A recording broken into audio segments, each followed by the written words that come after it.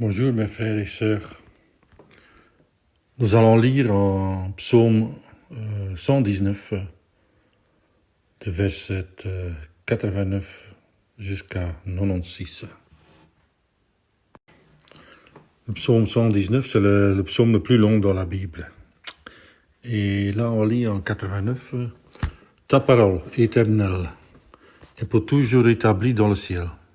Ta fidélité dure de génération en génération.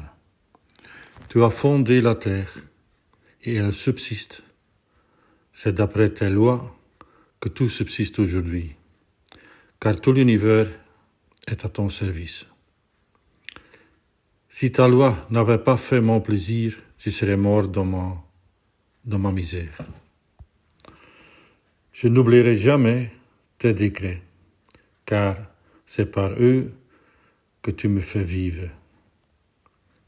Je t'appartiens, sauve-moi, car je recherche tes décrets. Des méchants espèrent me faire mourir, mais je suis attentif à tes instructions. Je vois un terme à tout ce qui est parfait, mais tes commandements sont sans limite. Jusque-là.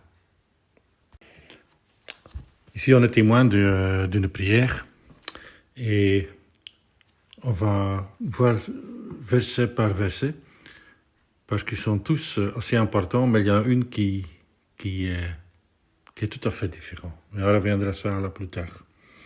Parce que là, en verset 89, on voit « Ta parole éternelle est pour toujours établie dans le ciel ». Ça veut dire, dans le ciel, le mot de Dieu est établi pour toujours. Sans fini, sans limite. Pour l'éternité. Donc, si, pour nous, la parole de l'Éternel, de Dieu, est établie dans le ciel, il faut que ce soit ainsi dans notre vie. Il n'y a pas d'autre choix. Et tous ces versets qu'on lit ici, ça parle de ça. Parce qu'il dit là aussi, en verset 90, « Ta fidélité dure de génération en génération. » Donc en fait, le mot de Dieu n'a pas changé parce que Dieu ne change pas. Et on voit dans la Bible, dans le Vieux Testament, aussi dans le Nouveau, dans l'histoire de l'Église de 2000 ans, que Dieu est toujours fidèle dans chaque génération en tous ceux qui le cherchent. Ça veut dire que pour nous, c'est la même chose. Cette génération peut compter, cette génération de frères et sœurs de l'Église aujourd'hui, peut compter sur la fidélité de Dieu. Cette fidélité a été prouvée dans l'histoire. Donc si tu viens à Dieu en prière, tu peux être sûr de la fidélité de l'Éternel dans ta vie. Incroyable mais vrai. Il n'y a pas de place pour des doutes. Regarde l'histoire, regarde le Vieux Testament, regarde le Nouveau Testament, regarde la Bible entière, regarde tous les témoins dans l'histoire et on voit que Dieu est toujours fidèle à ceux qui l'appartiennent.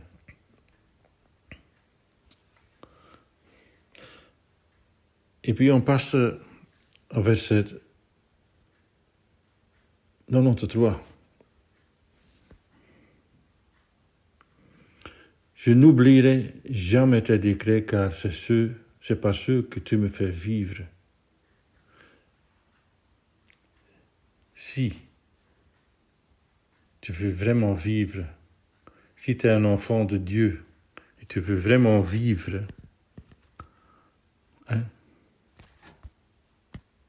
je veux dire vivre spirituellement, émotionnellement, physique, étant enfant de Dieu, le seul moyen c'est que tu n'oublies pas les décrets de Dieu. Et ça continue en verset 94. Je t'appartiens, sauve-moi, car je recherche tes décrets. Le plus grand besoin d'aujourd'hui pour nous, c'est ni l'argent, ni la santé, ni la paix, mais le mot de Dieu. Parce que tout le reste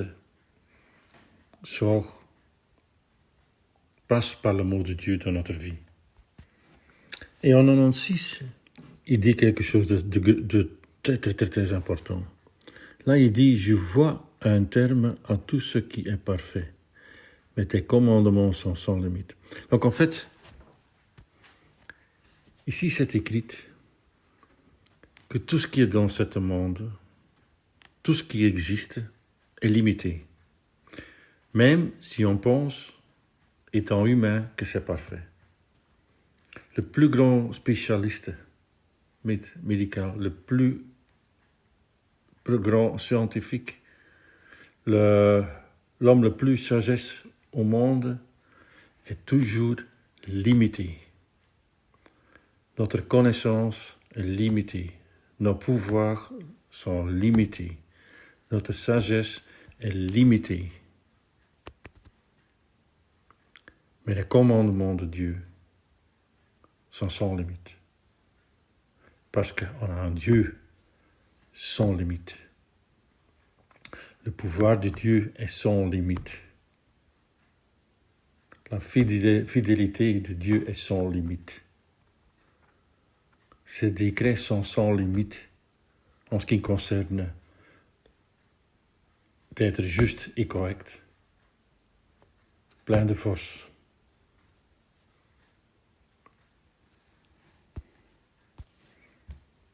Mais au début, j'avais dit qu'il y avait un verset qui est assez spécial ici dans les 10 versets que j'ai lus, qui est quand même assez spécial. Il parle chaque fois de l'Éternel, de ses décrets, les commandements, la grandeur de ces commandements de Dieu. Mais en verset 90, il dit quelque chose, enfin, 90, la deuxième partie de 90 et 91, il dit, et ça presque, au première vue, ça n'a rien à voir avec les prières, les versets qu'on a lus au-dessus et en dessous. Il dit, tu as fondé la terre et elle subsiste. C'est d'après tes lois que tout subsiste aujourd'hui. Pourquoi ces mots sont ici écrits? Au première vue, ça n'a rien à voir avec tout le reste. Mais c'est quelque chose qui arrive souvent dans les prières des hommes de Dieu. Il vient souvent au début.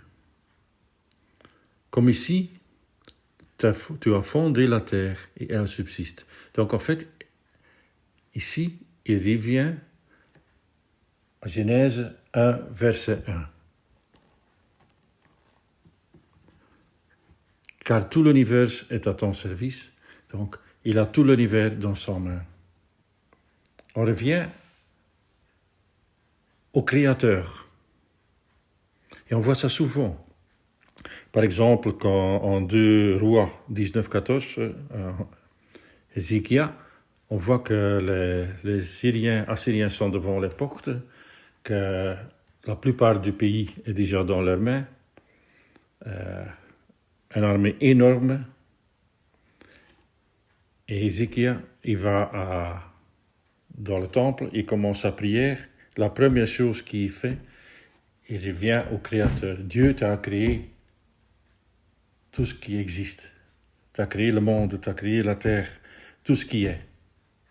Même chose en Néhémie. Il fait la même chose.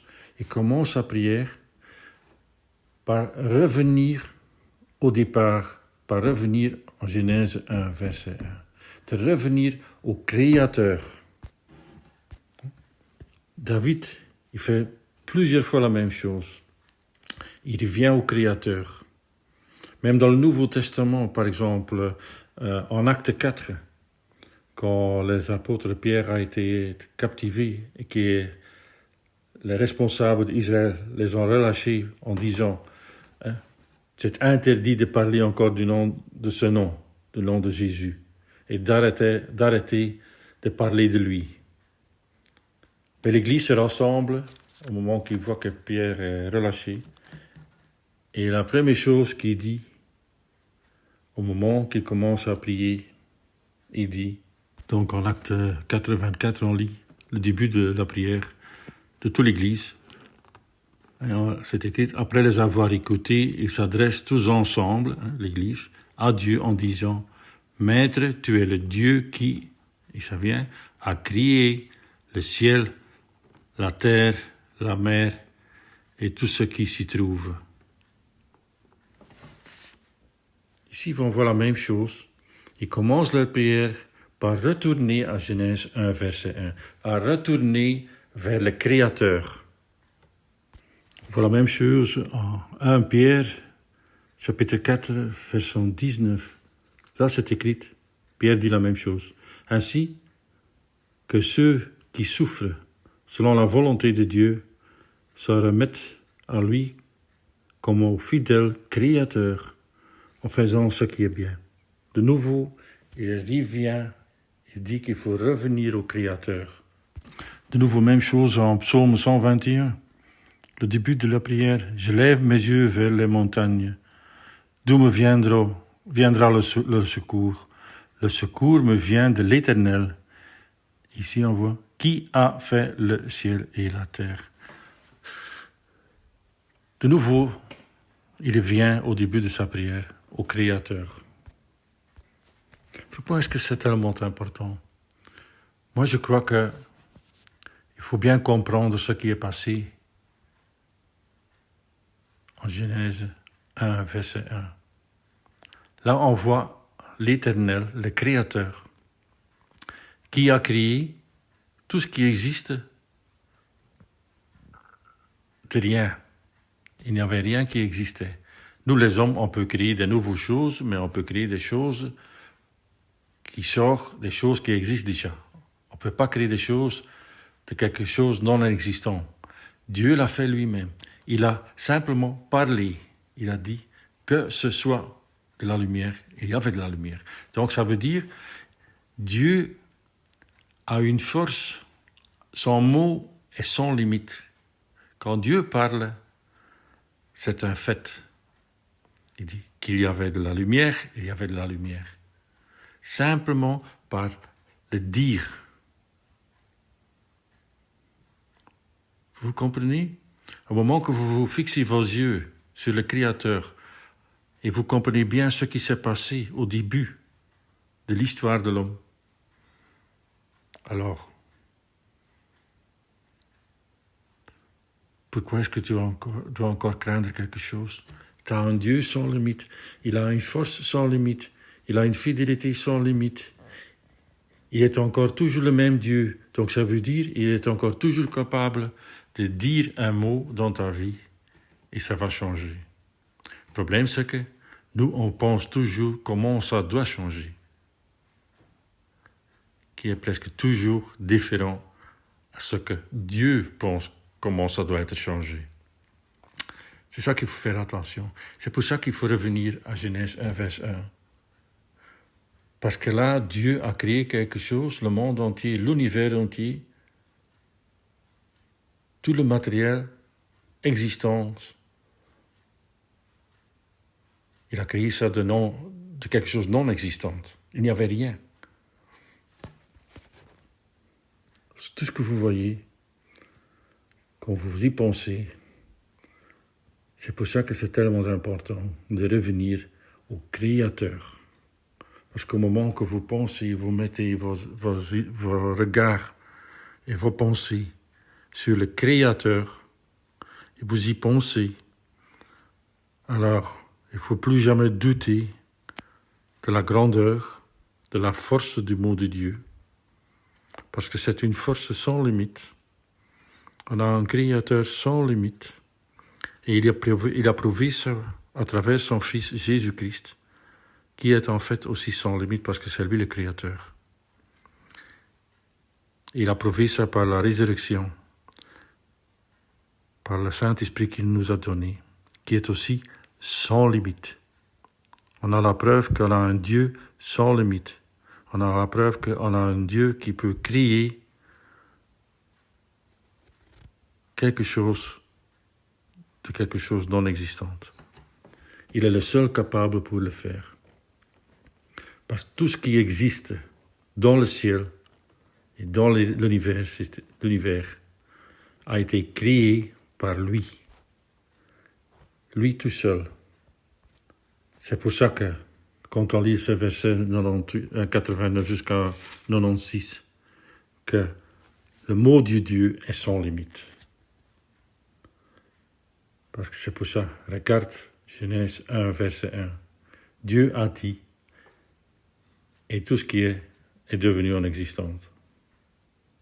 Simplement par le mot de Dieu. Donc on a le mot de Dieu devant nous, un mot de Dieu qui est établi dans le ciel pour l'éternité. Donc les mots qu'on a lus ici sont des mots sans limite pour l'éternité qui nous montrent qui est notre Dieu, le créateur de tout, un créateur sans limite, un créateur qui est fidèle de génération en génération. C'est le même Dieu sans limite qu'on voit en Genèse 1, verset 1, qu'on a encore aujourd'hui dans notre vie. Pensez-y, chaque fois que vous commencez à prier, fixez vos yeux sur le Créateur. Alors tout le reste devient presque sans importance parce que si vous regardez autour de vous, tout ce que vous voyez dans la nature, tout ce que vous voyez, même dans ta maison, tes meubles, tout est fait. Enfin, le bois, c'est par le mot de Dieu. Il a dit qu'il y soit des plantes et ils sont là. Incroyable. On a un Dieu énorme, un créateur sans limite, 100% fidèle au sien. Amen.